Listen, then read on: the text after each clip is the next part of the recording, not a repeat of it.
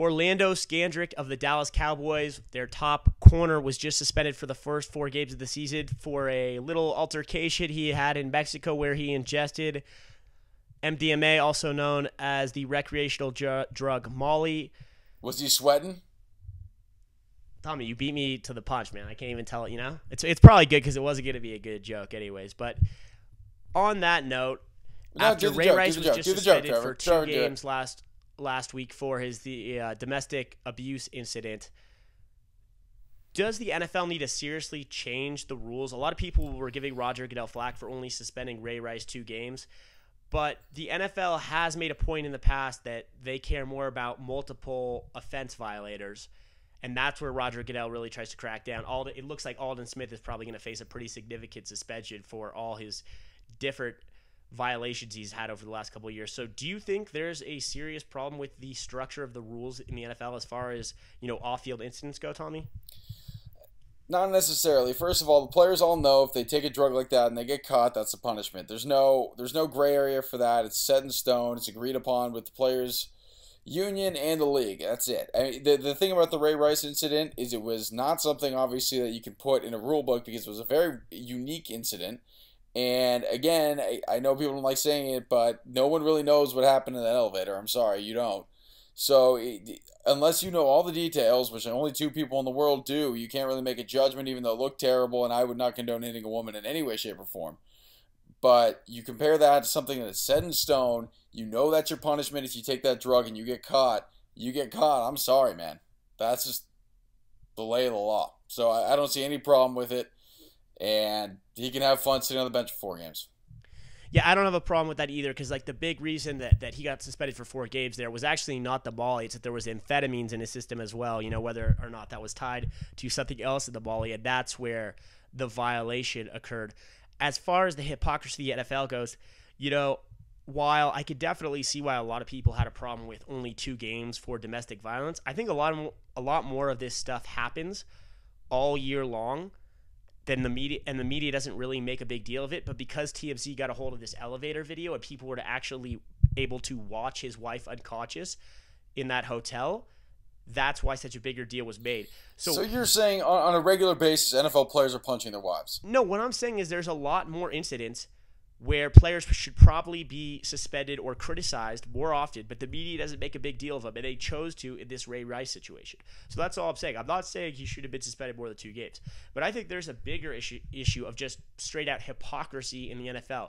You look at Roger Goodell today. He was participating in the classic ice bucket challenge on social media, online, trying to support ALS, but at the same time, Roger Goodell has been one of the people who has shamelessly protected the NFL after they have pushed violence and all these. They've hid all these incidents that have created symptoms in players like ALS. You look at Steve Gleason of the. Do you think Roger Goodell is rooting for players to get MLS or AL? I can't even say it. ALS. No, I don't think he's rooting for players to get ALS. I just think he's a hypocrite. He has the owner's best interest in mind, but he tries to save face. I'm not saying he's not doing a good job of protecting the owner's interest, but I think he's a hypocrite. And I think if he was really gonna portray how he truly is today, he should have poured a bucket of scalding water on his face. I think that would have gone a lot farther in getting support of NFL players. If you do something like that, you really show you're in it for the long run. You show you care about inflicting pain on yourself for the better good of your game. That's what I think you should have done. So short-term pain yields long-term success. Is that what you're trying to say? That's pretty much what players have to. They're risking their futures for short-term gain. So why not Roger Goodell do the same? Because that in turn would be the opposite. I don't see a problem. Do you want to know why I just said that? That's an insane thing to say. Do you want to know why I just said that? What? Do you want to know why I just said that? Yeah, go. Why? Because that made absolutely no sense, what I just said.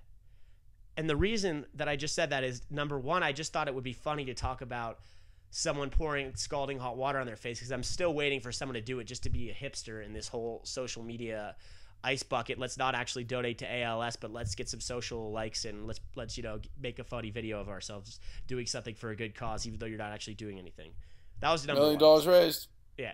Number two, I said that because it didn't make any sense, and that's the way Roger Goodell conducts himself while he looks over the NFL.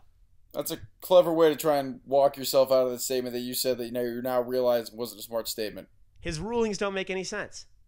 There's no consistency. There's no legitimacy. The players don't respect him. Next thing you know, he's pouring a cold bucket of water on himself. So the guy's not allowed to support a charity because you don't think he's a good person. That's what I was going to say. I never said he's not a good person. I said you don't like the way he does his job, so he can't support the fight against ALS. I just said he's a hypocrite. That's all I said. So because he's a hypocrite, he cannot support a charity. I said this is what I said. He acts like he cares about ALS and he's trying to support a good cause.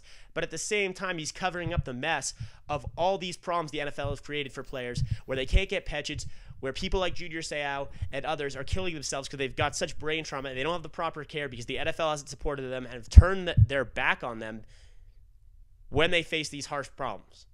What's the ratio of players who've had those problems to players who've not had those problems? More than you'd think because they cover it up. Okay. I'm saying there's a lot of former NFL players walking around this earth. And there's others that can't walk around anymore that are falling down the stairs because their knees don't work and their hips don't work and they don't have the proper coverage because the NFL screwed them. You don't have to play if you don't want to.